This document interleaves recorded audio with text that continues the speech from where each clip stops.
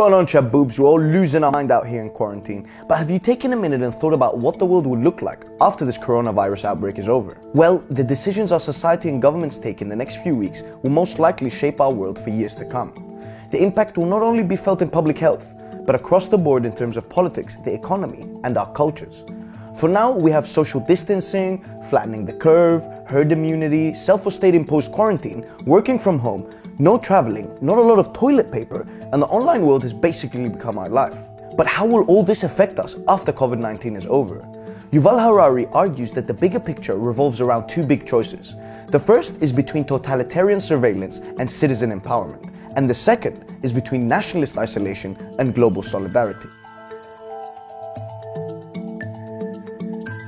Governments have already introduced new surveillance tools to tackle the pandemic that would have been considered dystopian science fiction a few decades ago.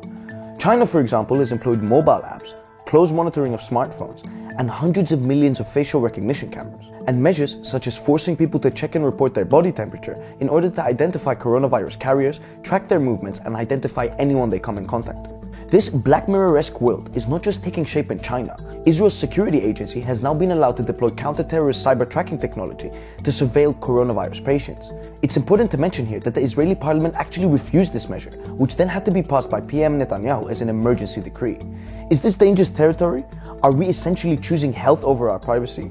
And it's also a question of the type of privacy we're giving up. Harari warns of a dangerous transition from over-the-skin surveillance to under-the-skin surveillance. For example, he describes a hypothetical scenario where we're all forced to wear biometric bracelets that monitor body temperatures and heart rate 24 hours a day. Now, the theoretical upside is that with this kind of system, authorities would know that you are sick even before you do, and they would also know where you have been and who you have met or who you've interacted with. So chains of infection and disease transmission could be drastically shortened. But it's not all peachy, because the government would also know what happens to your body temperature, blood pressure, and heart rate every time you watch a video or do anything really. A system like this would basically give authorities access to information about what makes you cry, laugh, and what makes you angry. It would basically be like Cambridge Analytica on steroids.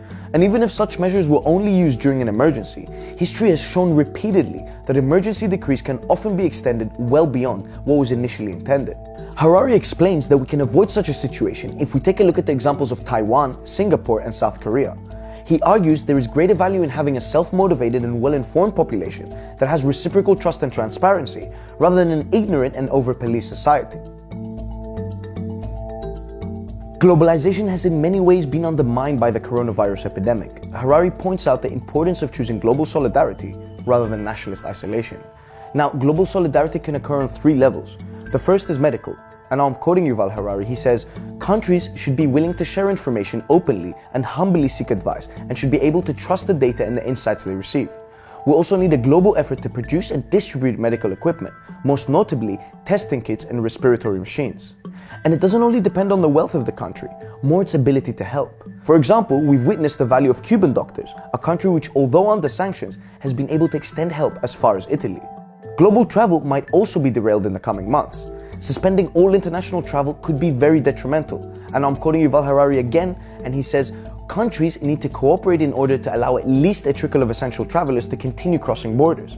Scientists, doctors, journalists, politicians, business people. This can be done by reaching a global agreement on the pre-screening of travelers by their home country. But Harari criticizes what he sees as the international community's paralysis. This could be due to the lack of global leadership present at the moment, particularly if we look at the US.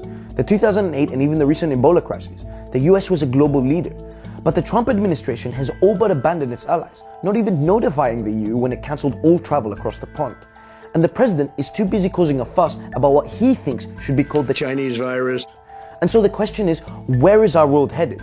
And can it ever look the same after this is all over?